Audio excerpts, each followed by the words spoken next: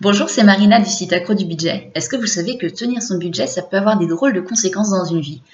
Nous, par exemple, ça nous a fait passer vers une certaine forme de minimalisme et moi, ça a carrément changé ma vie professionnelle. Je m'explique. En fait, quand on a commencé à tenir notre budget, on a commencé ce premier mois à faire nos comptes toutes les semaines avec un mois en no spend. On avait 2 grosses factures de paie prévues. Il fallait qu'on paye le lit de mon fils et il fallait qu'on paye la facture d'eau. Et ça passait pas dans le budget si on menait le train de vie qu'on avait l'habitude de mener.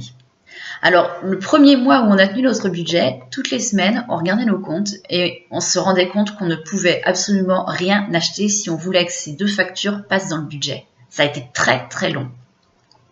Je me suis rendu compte qu'il y avait plein d'achats que je voulais faire au quotidien, mais du coup, je me les refusais parce que je savais que je ne pouvais pas.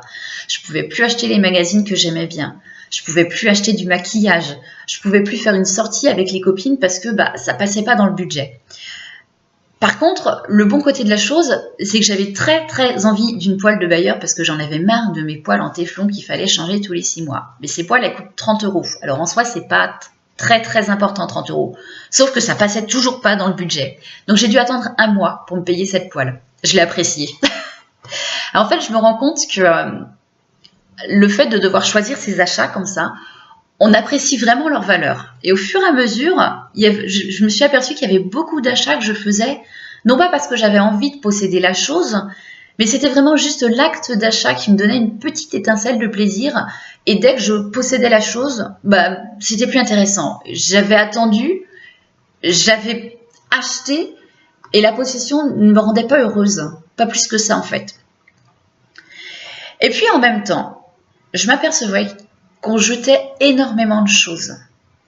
Quand on achetait des jeux aux enfants, par exemple, on commençait par jeter les emballages. Et puis finalement, les jeux, ils les cassaient et ils finissaient à la poubelle. Et c'était valable pour beaucoup de choses qu'on pouvait acheter dans notre quotidien. Et je me disais, mais c'est pas possible parce que la planète, on a quand même consommé des matières premières pour fabriquer ces choses. Des gens ont travaillé, des gens les ont développées, il y a eu de la commercialisation autour, ils ont parcouru parfois des milliers de kilomètres pour arriver jusque chez moi. Moi, j'ai travaillé pour me payer ces objets et finalement, ils finissent à la poubelle.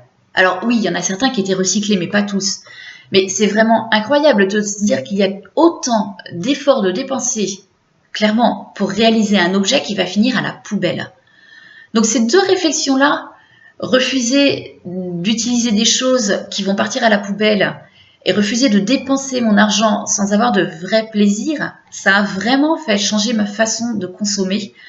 Et ça m'a fait réfléchir un petit peu au mode de consommation actuel qu'on propose aujourd'hui dans la société. Et puis, il y a un deuxième point aussi, c'est que je me suis rendu compte qu'à moins acheter de choses, forcément, je gagnais de l'argent, je pouvais mieux vivre et j'ai pu diminuer mon activité professionnelle salariée. J'ai pu passer à mi-temps pour mieux profiter de la vie. J'avais besoin de moins d'argent parce que j'en dépensais moins dans des conneries, clairement.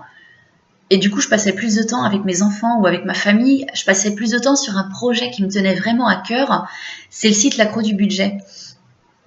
Parce qu'aujourd'hui, je sais que ma valeur, c'est pas vraiment ce que j'achète. Ma valeur, c'est pas parce que je vais avoir un jean ou une veste à la mode. C'est vraiment ce que je peux apporter. Oui, ça fait des grands mots. Ce que je peux apporter à la société. Aujourd'hui, moi, ce que je veux, c'est essayer de prouver à tous qu'on peut, même si on a des budgets qui sont pas fantastiques, on peut consommer mieux et on peut vraiment choisir sa vie.